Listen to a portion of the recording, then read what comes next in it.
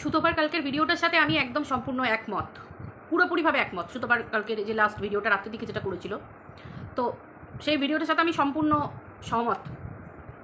তার কারণ দেখো, এখানে আমরা ভিডিও করতে বসেছি ইউটিউবে, যে যেমন ভাবি, যে ব্লগার, যে ইটিং শো দেয়, যে মানে যার যেমন চ্যানেল, তার চ্যানেলের ওপর বেস করে প্রত্যেকে আমরা এখানে ভিডিও করতে বসেছি। ভিডিও করব, ভিডিওতে ইনকাম করব, নিজের মতো চলবো, নিজের মতো করব, নিজের মতো খাবো, নিজের মতো ঘুরবো, যার যার দরকার, যার পরিবারের দরকার সে পরিবারকে দেবে নিজের মতো। কিন্তু ফ্যাক্ট হচ্ছে তুমি ভিডিওর মধ্যে কি দেখাচ্ছ, ভিডিওটা যে জিনিসের ওপর বেস করে করছো সেটা কি নোংরামি, না ভদ্রতা, না অভদ্রতা, এটা হচ্ছে ফ্যাক্ট। ম্যান্ডির ভিডিওতে আমরা দিনের পর দিন নোংরামো দেখে গেছি। প্রথম থেকে দেখো, ম্যান্ডি মন্দিরে যখন থাকতো তখন থেকে ম্যান্ডি যখন নিজের দমে বাড়ি করলো, ভাই দম আছে একটা মেয়ের, বস বলতে হবে, এটা তখন বলতাম। কেন না, দেখো হাজব্যান্ডের একটা মেয়ের বাবা তার ছেলেকে, তার কন্যাকে মানে মেয়েকে পাত্রস্থ করে কি দেখে, ছেলেটা ভালো হবে, মোটামুটি একটা ঠিকঠাক রোজগার করবে, সেই রোজগারে ঠিকঠাকভাবে সংসারটা চলে যাবে।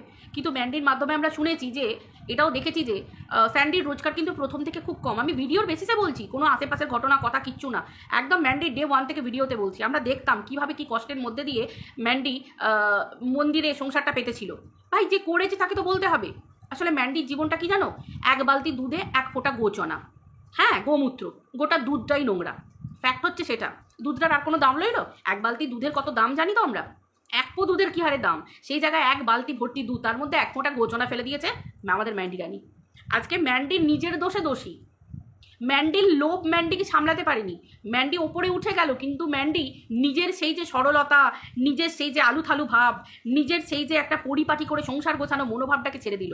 ম্যান্ডি আরও টাকা উপার্জন করতে গেল। ম্যান্ডি দেখলো যে সোশ্যাল মিডিয়াতে শুধু নিতে জানতে হবে, নিতে জানতে মানে কি, সোশ্যাল মিডিয়ায় মানুষের আক্রোশজনক কমেন্ট, তীব্র ধিক্কার, এগুলো নিতে শিখতে হবে। কিন্তু ভাই নিতে শেখো কীভাবে, নিজের চরিত্রকে বজায় রেখে। একটা মেয়েদের চরিত্রটাই তো মেন, চরিত্রই যদি কাদা লাগিয়ে দিল মানুষ, তাহলে আর কে কী করবে, তাই না? আজকে দেখতে পাচ্ছ না, ম্যান্ডি নোংরামি করলো, ম্যান্ডি করলো, ঘটনা ঘটালো, তারপর মানুষ তাকে বলছে, মানুষের মুখের ভাষা দেখেছো তো কি হারে ম্যান্ডিকে নোংরা জায়গায় নামিয়েছে। সব থেকে খারাপ লাগে কি জানো, এই ধরনের ব্লগারগুলোর, কারণ এরা না সুবিধেবাদী, এরা হচ্ছে শেয়ানা। নিজেদের পরিবার বিক্রি করে দিল, কেচ্ছা বিক্রি করলো, নিজেদের পরিবারের ঘটনা তুলে ধরে দিচ্ছে মানুষের কাছে, এসো খাও, এ নাও নাও তোমরা খাও। অথচ দেখো কিছু কিছু ব্লগার যারা ভালো মনে, সুন্দর মনে নিজেদের খোলা খাতার মতো পরিবেশন করছে মানুষের কাছে, যে পরিবারের সদস্যরা, ভিউয়ার্সরা হচ্ছে আমাদের পরিবার, এক একটা পরিবারের মেম্বার, তাদের সাথে এগুলো শেয়ার করা যেতেই পারে, তারা সেই দুর্বলতার সুযোগ নিয়ে মানুষকে আক্রমণ করছে।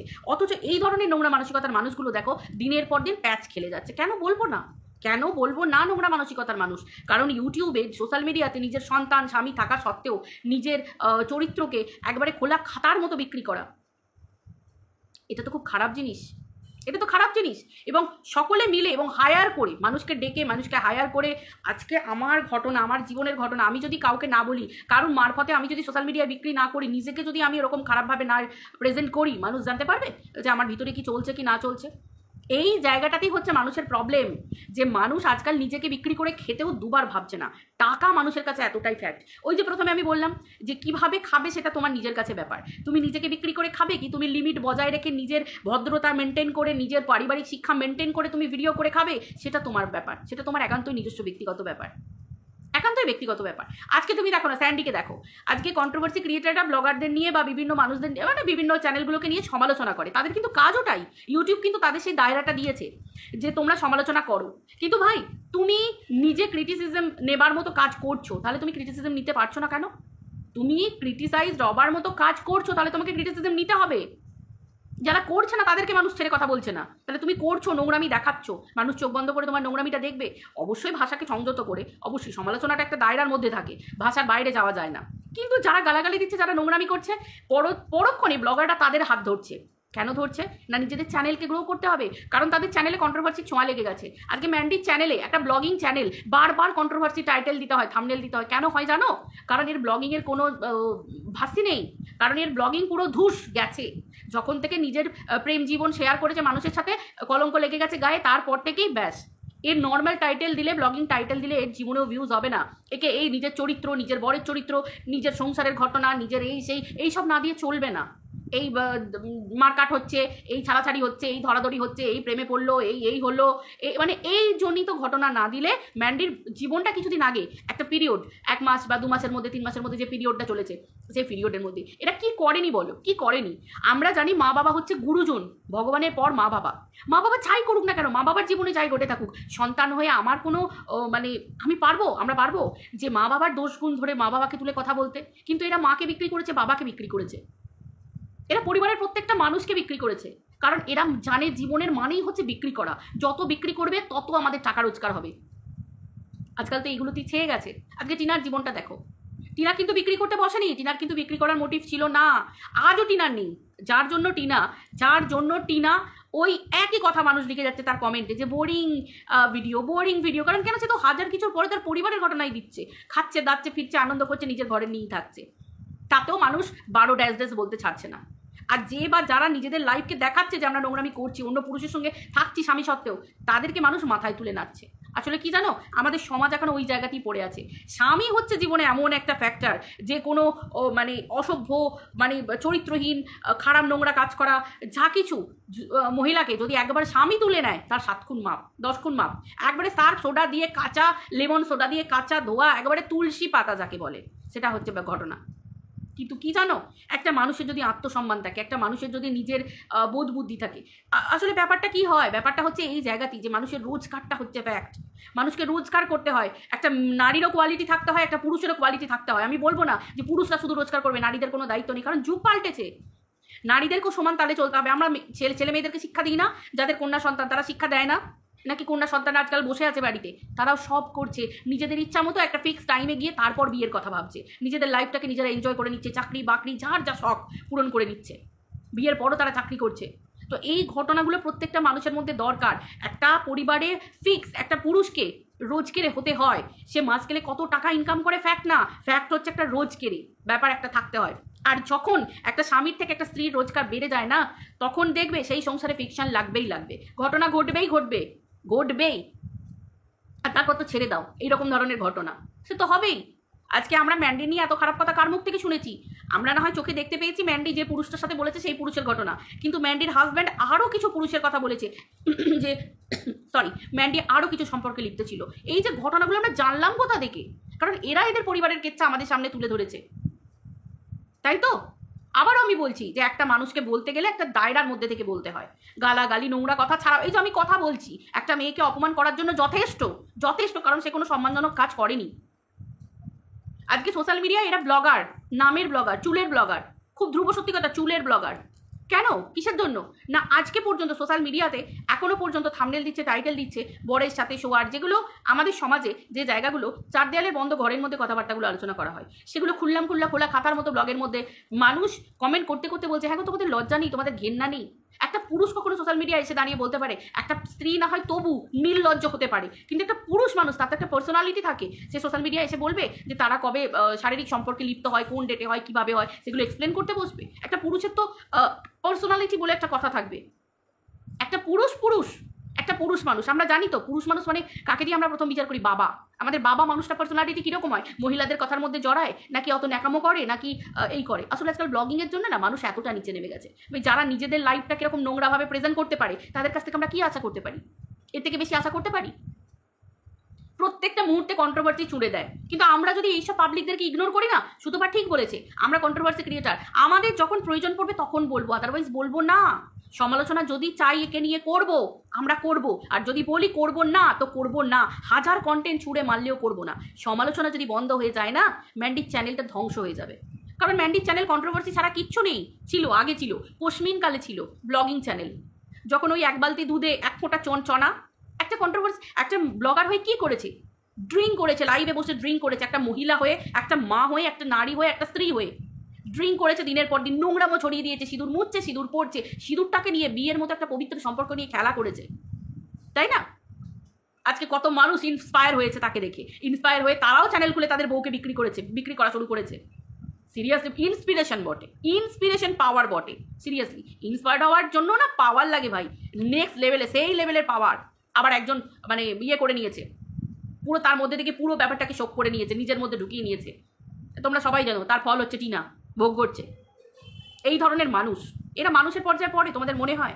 এরা কি শেখাবে সমাজকে? কি শেখাবে? সব থেকে বড় কথা, এদের নিজেদের কোলে একটা করে সন্তান আছে, কি শেখাবে?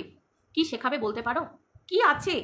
নিজের মেয়েটাকে পর্যন্ত ভালো করে মানুষ করছে না, নিজের মেয়েটাকে পর্যন্ত, মেয়েটার কত কেয়ারের প্রয়োজন, ওইটুকু মেয়েটার মধ্যে অনেক ট্যালেন্ট আছে, মেয়েটা যথেষ্ট স্মার্ট, ওইটুকু বাচ্চা মেয়েও যথেষ্ট স্মার্ট, মেয়েটার মধ্যে ট্যালেন্ট মানে ভরে ফুরে আছে। বাট ওই যে মেয়ে কি শিখবে? মেয়ে ক্যামেরা, অল টাইম ক্যামেরার মধ্যে আসছে, বাচ্চা মেয়েকে বারকাও তো ক্যামেরার মধ্যে, মেয়েকে দেখানোর কি আছে? কিচ্ছু দরকার নেই, মেয়ে বড় হচ্ছে, পড়াশোনা করছে, কোনো প্রয়োজন নেই মেয়েকে এত দেখানোর। একবার সিজে কোথাও ঘুরতে গেলে তখন একটা ফটো দেখিয়ে দেওয়া হলো একবার, ব্যাস, ঠিক আছে, মেয়ে পড়াশোনা করছে, করুক। মেয়েকে ছোট থেকে অতিরিক্ত ভাই, আমার বাড়িতেও এসি আছে, আমি ছেলেকে রাত্রিবেলা এসিতে শোয়াই, সারা দিনের মধ্যে আর শোয়াই না।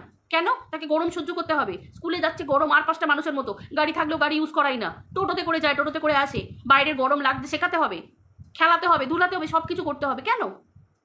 মানুষকে সব কিছুর সাথে মেলাতে হবে। আমরা যদি বাচ্চাকে ছোট থেকে অতিরিক্ত দিয়ে ফেলি না, অতিরিক্ত দিয়ে ফেললে বাচ্চাটা কিন্তু একদম বকে যায়। আমার আছে বলি যে আমাকে দিতে হবে তার কোনো মানে নেই। তো এরা ব্লগিংয়ের দ্বারা কি শেখায় আমাদের? কিচ্ছু শেখার নেই, কিচ্ছু শেখার নেই। পরিবারের শ্বশুরমশাই, শাশুড়ি মা, ননদ, কোন মানুষটাকে নিয়ে এরা কন্ট্রোভার্সি করতে ছেড়েছে? প্রত্যেকটা মানুষের লাইফে। আজকে তো স্যান্ডির মা অনেক ভালো বলতে হবে, ওই রকম বৌমাকে নিয়েও সংসার করছে। সেটা আমি জানি না, সেটা চ্যানেলে ছাড়তে হোক বা নিজে থেকে সত্যি মানুষ ভালো, সেটা আমার জানার দরকারও নেই, আমার ইচ্ছাও নেই। আমি ভিডিওটা যতটুকু দেখবো, ভাই ভালো ব্যবহার করছে এইটুকখানি। কারণ এখন তো মানুষকে বিশ্বাস করাই বোঝাই দেয়, কারণ ক্যামেরার সামনে একরকম, ক্যামেরার পিছনে একরকম। ভাই এটা তো সত্যি কথা। একটা জোকার, সে যখন মানে জোকার যখন মানুষকে আনন্দ দেয়, তাই না, সেই মুহূর্তে সেই জোকারের ভিতরটা না পুড়তে থাকে, ঠিক যেরকম ধূপ নিজে পুড়তে পুড়তে সকলকে সুন্দর গন্ধ ছড়ায়, ঠিক সেই রকম ধরনের। বুঝতে পেরেছো? ঠিক সেই রকম ধরনের। তার একটা জোকারের জীবনের কত করুণ কাহিনী, ঠিক সেই রকম ধরনের। একটা মানুষ ক্যামেরার আড়ালে কিন্তু প্রচুর, ক্যামেরার সামনে মানুষ যেটা করে পুরো নাটক, পুরো নাটক। আজকাল যে ঘটনাগুলো ঘটছে না, ক্যামেরার সামনে সব নাটক, ক্যামেরার পিছনে অন্যরকম। অবশ্যই 5টা বছর টিনাকে যেটা দেখতে পাওয়া গেল, 5 বছর মেয়েটা সহ্য করেছে, সহ্য তো করেইছে, তার প্রমাণ আমাদের ক্যামেরা, স্পাই ক্যামেরা কিচ্ছু দরকার নেই। স্টিল নাও মেয়েটা যে পরিমাণ নোংরা গালাগালি, যে পরিমাণ শোষণ, নিপীড়ন, নৃশংসভাবে মেয়েটাকে যেভাবে সোশ্যাল মিডিয়ায় বিক্রি করা হয়েছে, বাজারে বিক্রি করার মতো। নিজের লোক, কাকে বলবো নিজের লোক? বিয়ের পর মেয়েদের নিজের লোক কে থাকে? স্বামী, শ্বশুর, শাশুড়ি, পরিবারের মানুষজন, তার বাবা মা তো সাইডে রেখে দিলাম। তারা যখন সোশ্যাল মিডিয়া মেয়েটাকে বিক্রি করে, তাই না, তারা যখন সোশ্যাল মিডিয়া মেয়েটাকে বিক্রি করে, তখন সে মেয়েটার কি পাওয়া থাকতে পারে, কি চাওয়া থাকতে পারে? মেয়েটার একটাই কথা, কাকে বলবে? মেয়েটা কাকে বলবে? নিজের স্বামীই তো সবার সামনে বিক্রি করছে, কারণ নিজের স্বামী তাদেরকে রাইট দিয়েছে। আজকে যদি তার নিজের স্বামী একবার হাই করতো, কারণ বাবার ক্ষমতা হতো, আজকে একটা ছোট বাচ্চাকে সোশ্যাল মিডিয়ায় প্রত্যেকটা মানুষ বিক্রি করছে। কারণ প্রত্যেকটা মানুষ, তাদের আস্পর্ধা হয় কি করে, তারা করে কি করে, এতটা ওডাসিটি থাকে কি করে? মানুষ না এখন শুধু এটা চেনে, সেটা যেভাবেই হোক। সাকসেস মানুষ চায় না, মানুষ চায় ভাইরাল হতে।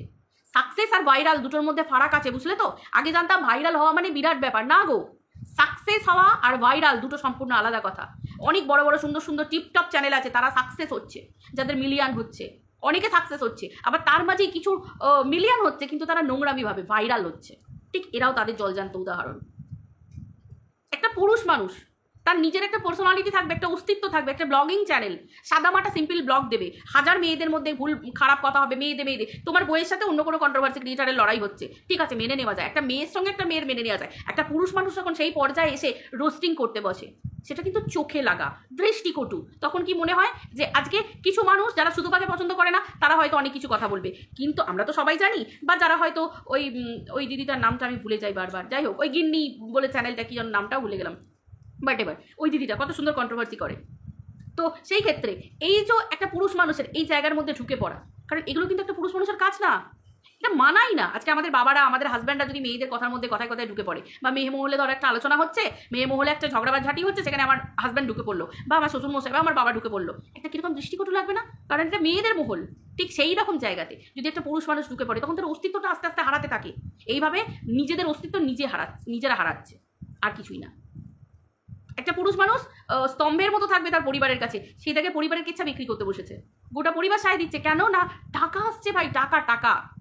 দিস ইজ হাই টাইম, এই টাইমে টাকাটা উপার্জন করে নাও। ওই যে বললাম, টাকাটাই হচ্ছে মেন ফ্যাক্ট, কীভাবে উপার্জন করছে সেটা হচ্ছে ঘটনা। এগুলো না ওয়াইটি নোংরামি মানুষ পরিষ্কার করতে পারবে না। কেন বলো তো? কারণ যতক্ষণ না মানুষ নিজে থেকে রিয়েলাইজ করছে যে আমি এই জিনিসটা ভুল করেছি, এটা আমাকে শোধরাতে হবে। যতক্ষণ না এই ওপিনিয়নটা নিজের মনের মধ্যে ঢোকাতে পারছে, ততক্ষণ কোনো বাবার ক্ষমতা নেই ওয়াইটি পরিষ্কার করা। যে বাজারা ওয়াইটি পরিষ্কার করতে আসে, হ্যাঁ গো, মানুষকে এভাবে ধোয়া যায়, সার্ফ সোডা দিয়ে কাচা যায়, ওটা জামা কাপড় হয়, জিনিসপত্র হয়, পার্থিব জিনিস হয়। আদারওয়াইজ মানুষকে কখনো এরকমভাবে সার্ফ সোডা দিয়ে কাচা যায় না। সেলফ রিয়েলাইজেশন বলে একটা ব্যাপার আছে। মানুষ পরিষ্কার করতে এসে কিছু মানুষ তো পরিষ্কারের নামে কিছু ময়লাকে আঁকড়ে ধরছে, কারণ সেই মানুষের ফায়দা আছে। যে আমি যদি কোনো চালাক চাতুর মানুষ বা মানুষকে ধরি, চালাক চতুর আমার ইশারায় নাচবে না, আমার ইশারায় নাচবে কিছু গন্ড, মূর্খ, বোকা, সেইগুলো নাচবে, যাদের কোনো নিজেদের পার্সোনালিটি বলে নেই, নিজেদের সম্মান বলে নেই, নিজেদের মান বলে কিছু নেই, যাদের নিজেদের কাজকর্ম নেই, যাদেরকে আমি কথায় কথায় নাচাতে পারবো।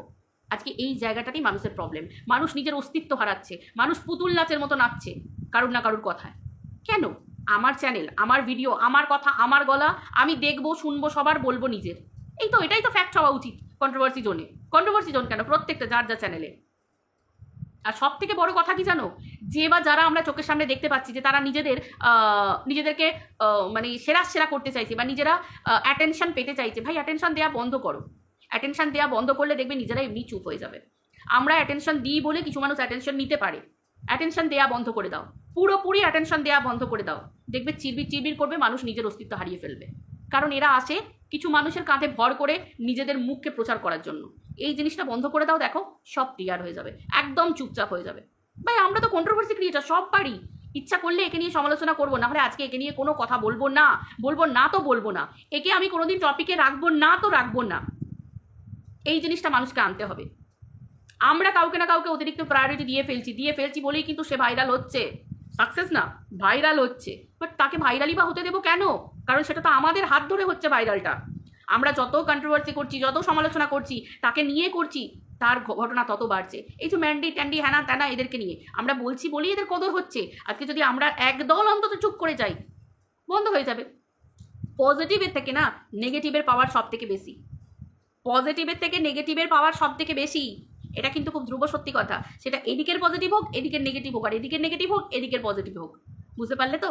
আজকে যারা নোংরা গালাগালি নোংরা কথা বলছে, ওদিকে আমাদের নেগেটিভ, ওদিকের তরফে। আবার এদিকের তরফে আমরা যারা ঠিকভাবে সমালোচনা করি, আমরা এদিকে পজিটিভ। তো চলো, আশা করি তোমাদেরকে বোঝাতে পারলাম, তোমরা অনেক কিছুই বুঝলে। সবাই খুব ভালো থেকো। চলো টাটা, আবার দেখা হচ্ছে পরের ভিডিওতে। বাই।